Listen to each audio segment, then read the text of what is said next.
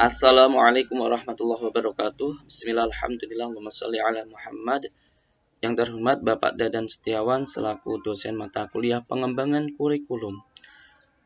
Di sini saya akan mempresentasikan tentang konsep dasar kurikulum. Konsep dasar kurikulum yang akan saya presentasikan yaitu tentang pengertian kurikulum, komponen kurikulum, serta fungsi dan peranan kurikulum. Pengertian kurikulum berasal dari bahasa Latin curricula yang artinya jarak yang harus ditempuh oleh seseorang pelari. Menurut para ahli, yaitu menurut Pratt, Barrow, dan Milburn, kurikulum berasal dari kata kerja bahasa Latinnya currere. Kata currere ini kemudian berubah menjadi kata benda yang artinya landasan pacu. Nah, dari kata tersebut kurikulum ini diartikan jarak jauh ditempuh oleh seorang pelari mulai dari start sampai finish untuk memperoleh medali. Hal ini juga diungkapkan Tari Horan yang menganalogikan pelari dengan peserta, di mana peserta didik tentunya akan menempuh proses sama dengan juga pelari yang akan menempuh jarak. Nah, menurut Fujiawati, kurikulum ini adalah waktu yang harus ditempuh oleh siswa yang bertujuan untuk mendapatkan ijazah. Nah, pengertian kurikulum menurut pakar pendidikan, menurut Zakiyah Daroja, di mana kurikulum ini sebuah program yang direncanakan dalam bidang pendidikan, kemudian dilaksanakan untuk mencapai sebuah tujuan pendidikan tertentu. Nah, Nasution ini memiliki berbagai tafsir, di mana yang pertama ini adalah sebagai produk, sebagai hasil pengembangan kurikulum, kemudian sebagai program atau alat yang dilakukan sekolah untuk mencapai tujuan, kemudian hal-hal yang diterapkan yang akan dipelajari oleh siswa, dan yang terakhir dipandang sebagai pengalaman siswa. Nah, menurut Ar-Rasyidin, kurikulum itu adalah pendidikan Islami yang instrumennya untuk mendidik peserta didik, potensinya untuk melatih atau membiasakan jasad maupun rohaniyah ini untuk mengenal kembali dan meneguhkan syahadat agar di mana kita mengenal Allah Subhanahu wa taala. Aktualisasinya adalah kita bisa menjalankan fungsi sebagai hamba Allah, tugasnya sebagai khalifah Allah di muka bumi. Nah, kalau menurut Undang-Undang Sistem Pendidikan Nasional tahun 2003 Bab 1 Pasal 1, kurikulum ini seperangkat rencana pengaturan mengenai isi dan bahan pelajaran serta cara yang digunakan sebagai pedoman penyelenggara kegiatan belajar mengajar. Nah, menurut Undang-Undang Nomor 20 Tahun 2003 Sistem Pendidikan Nasional yang menyebutkan kurikulum itu seperangkat rencana dan pengaturan mengenai tujuan, isi, dan bahan pelajaran, serta sebagai pedoman penyelenggara kegiatan pembelajaran untuk mencapai tujuan pendidikan tertentu.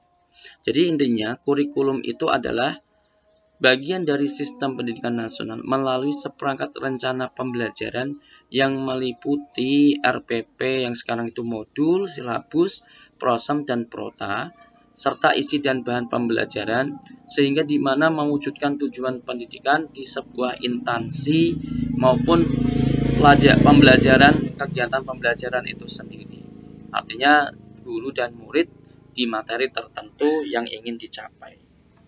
Nah, kemudian komponen kurikulum. Komponen kurikulum ini ada tujuan. Tujuan itu apa sih? Sesuatu yang terarah, yang disusun, di mana yang akan dicapai berdasarkan rencana. Nah, proses pembelajaran tentu mengacu pada tujuan nasional, institusi, tujuan kurikuler. Kemudian materi. Isi kurikulum ini tentunya isinya adalah sebuah program, bidang studi, jenis pelajaran yang ditentukan atas dasar tujuan sekolah pendidikan tersebut. Kemudian komponen yang ketiga adalah sebuah program kurikulum yang berupa panduan metode strategi yang terkumpul dalam organisasi atau struktur.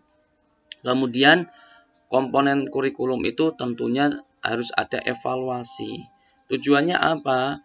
Agar mengukur keberhasilan siswa dalam proses KBM, di mana sikap, pengetahuan maupun keterampilan ini diukur, diuji, dievaluasi. Apakah dalam pendidikan mencapai tujuan pendidikan ini sudah tercapai. Nah, kemudian fungsi dan peranan kurikulum, yaitu penyesuaian. Penyesuaian kurikulum sebagai alat pendidikan mengajarkan siswa agar memiliki sifat well adjust, agar berinteraksi menyesuaikan dengan lingkungan sosial. Kemudian integrasi, di mana sebagai alat pendidikan yang mampu memberikan layanan perbedaan pada siswa-siswa yang ada. Tentu setiap siswa tingkatan antara kelas 1, 2, 3 itu berbeda. Pelayanannya pun berbeda, tidak bisa disamakan dari kelas 1 dan kelas 6. Kemudian diferensiasi kurikulum ini adalah alat untuk yang harus mampu memberikan pelayanan yang terbaik diberikan kepada perbedaan siswa, tidak boleh mendiskriminasi. Gitu. Tidak boleh mendiskriminasi, tetapi sifat diferensiasi ini bukan berarti membeda-bedakan, tapi pelayanannya sama, ya, tapi caranya berbeda karena siswanya pun berbeda. Kemudian persiapan, lalu pemilihan. Nah, kurikulum ini sebagai alat pendidikan yang memberikan kesempatan kepada siswa untuk memilih tingkat pembelajaran yang sesuai dengan kemauan dan minatnya. Kemudian diagnostik, bermakna bahwa kurikulum sebagai suatu alat pendidikan yang dapat membantu siswa dalam memahami diri sendiri dan menerima kelebihan dan kelemahan yang dimilikinya. Nah, kemudian apa peranannya? Peranan kurikulum ini sebagai konservatif, artinya sebuah sarana dalam memberikan dan melestarikan warisan budaya serta nilai-nilai masa lalu yang dihubungkan dengan yang sekarang ini.